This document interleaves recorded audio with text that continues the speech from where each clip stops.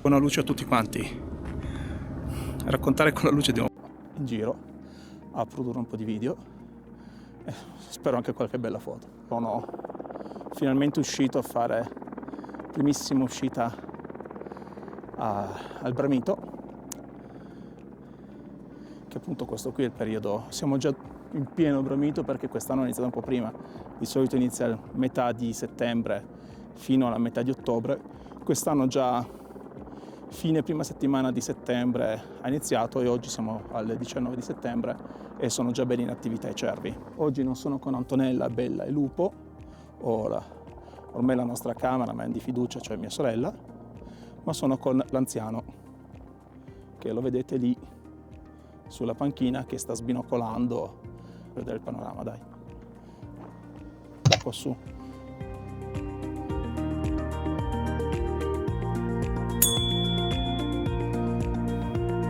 Ecco qui, la Val Chisone, sotto questo pianoro che c'è il Pian dell'Alpe, dove veniamo spesso a fare le foto alle orchidee. Se guardate sul canale c'è Early Summer Flower o le orchidee del Pian dell'Alpe, sono tutte quante fatte su quel pianoro. Qui sulla destra si vede tutta quanta la montagna che ecco c'è l'elicottero che sta tornando, non so se riuscite a vederlo con l'action cam, ma intanto l'ho ripreso con l'OM1. Si vede anche il sentiero che porta su al vallone della Vecchia, al Dente della Vecchia, che poi si intravede anche un pezzo di strada sopra la quale adesso sta passando l'elicottero. Quella è la strada della Sietta che porta al forte della Sietta, alla testa della Sietta dove c'è stata la battaglia. Eccolo qui l'elicottero che sta arrivando ad attaccare il materiale. Poi lì si vede, dall'altra parte della valle si vede l'Alberjan, o come lo chiama Antonella, il Monte Quattro Stagioni, perché l'ho fotografato in ogni modo. E laggiù in fondo, mi sa che non riuscite a vederlo con l'action cam, c'è lo Shalberton.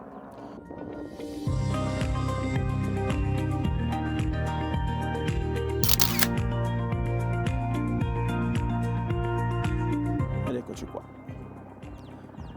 Oggi come attrezzatura sono tornato ad avere full Olympus OM System, anzi diciamo pure semplicemente OM System per quello M1 che uso come cinecamera.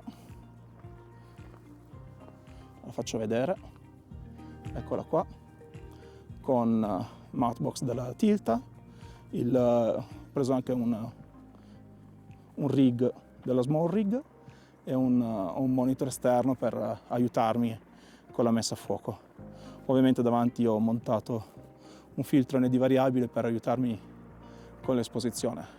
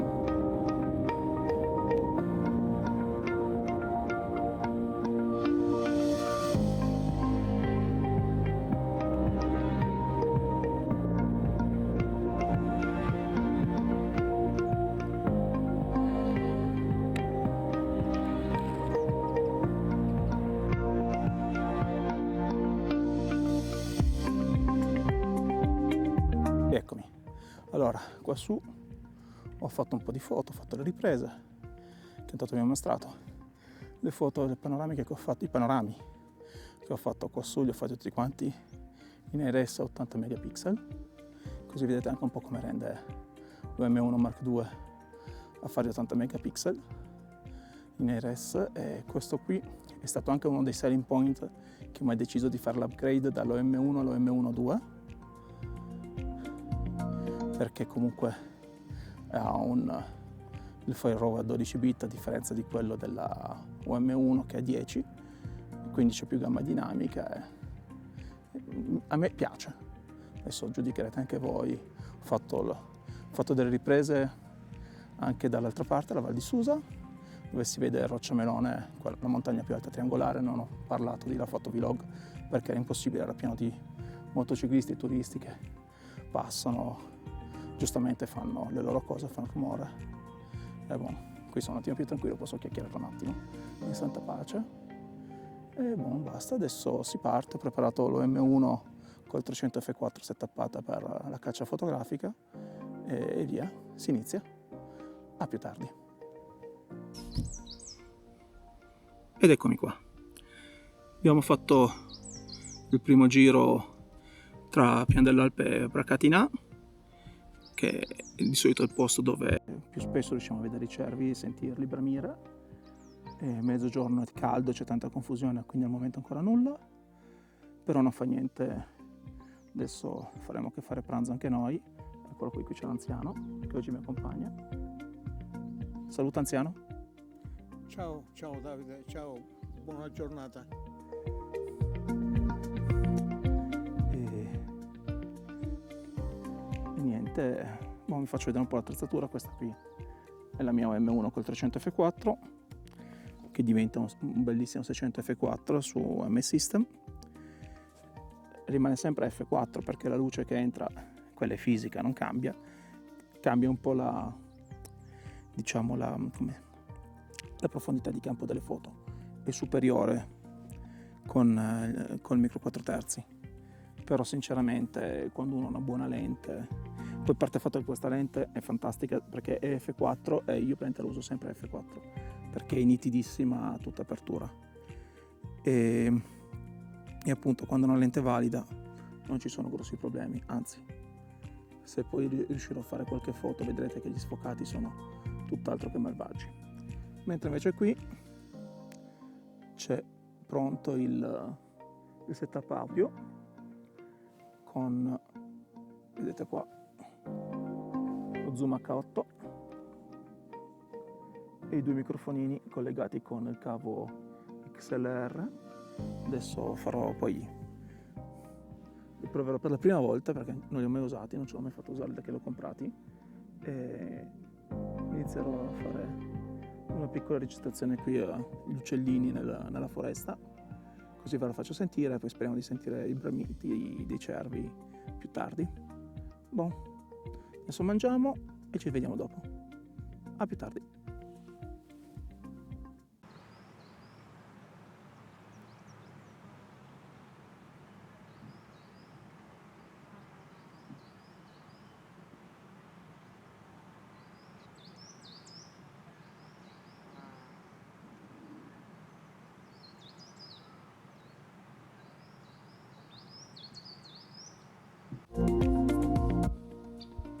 E voilà, riprendiamo. Abbiamo fatto la nostra pausa pranzo, ho fatto qualche prova audio, ancora due ripresine qua.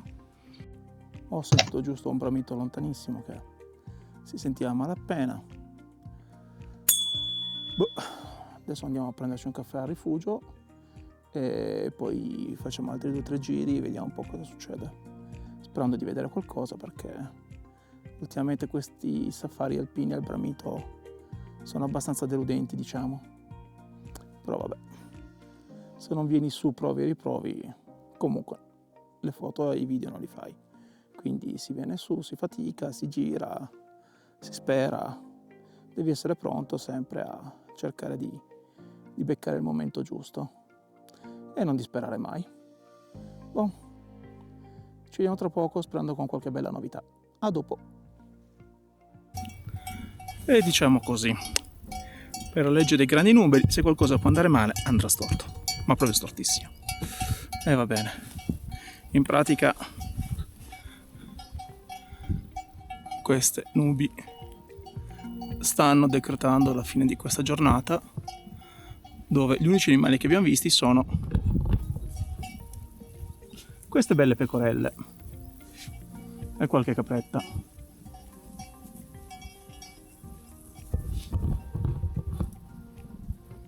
Così è.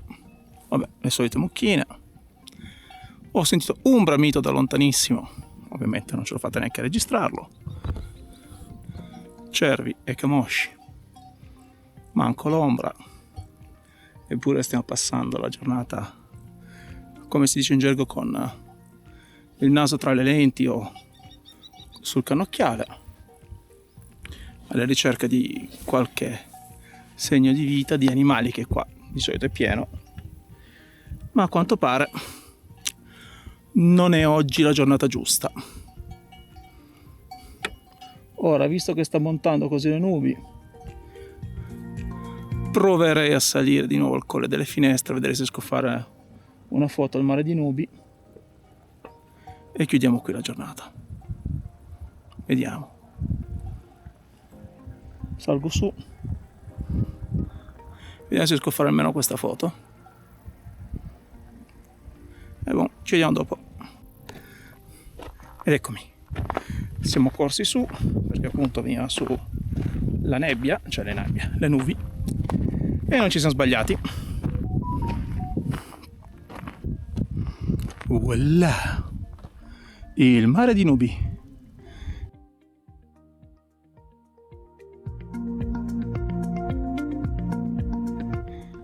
Dalla parte della Valchisona, ma qui diamo anche sulla Val di Susa. E come saranno le condizioni a Val di Susa? Andiamo a vedere.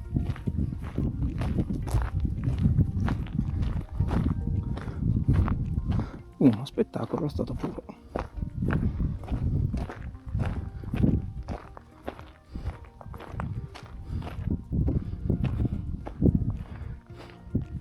Si vede lassù spuntare il Rocciamelone, 3400 metri d'altezza,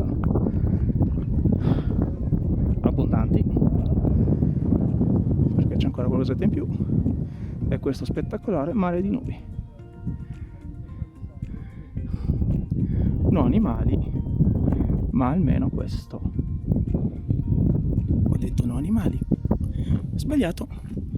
Lì c'è un camoscio, non provo neanche a farvelo vedere con l'action cam. Passo su altra roba, così ve lo mostro. A dopo.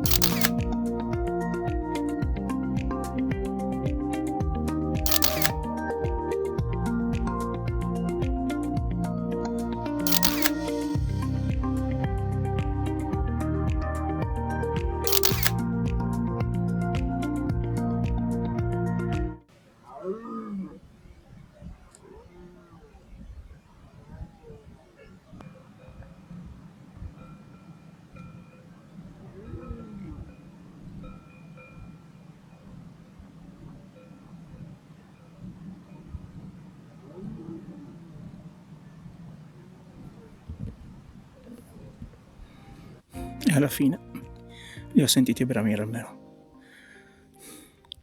È stata una lunga giornata di fatica, però almeno questo mare di nubi sentirli bramire e vedere almeno un camoscio, qualcosa dato in cambio, dai.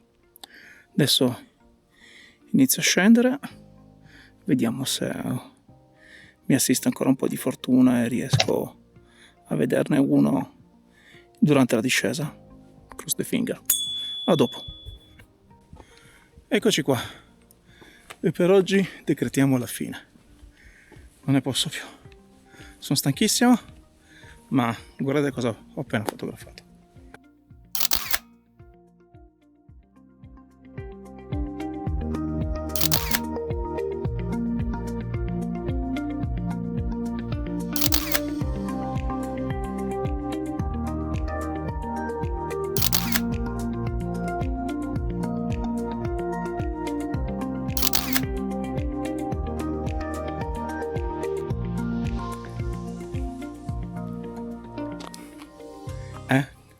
Che conclusione. Una bella famigliola di camosci, mamma con 2 yearling e poi un giovane maschio poco più avanti. Bellissimo. Veramente sono a 50 metri dove ho parcheggiato adesso per smontare tutta l'attrezzatura. Sono veramente sfatto, ma dai, è andata. Anche se l'obiettivo principale della giornata, no, quello non c'è. Però sono contento del mare di nubi e dei camosci, mi accontento. E cercherò presto di provare a fare un altro safari alpino, vediamo se mi andrà meglio. Per ora ciao a tutti e buona luce.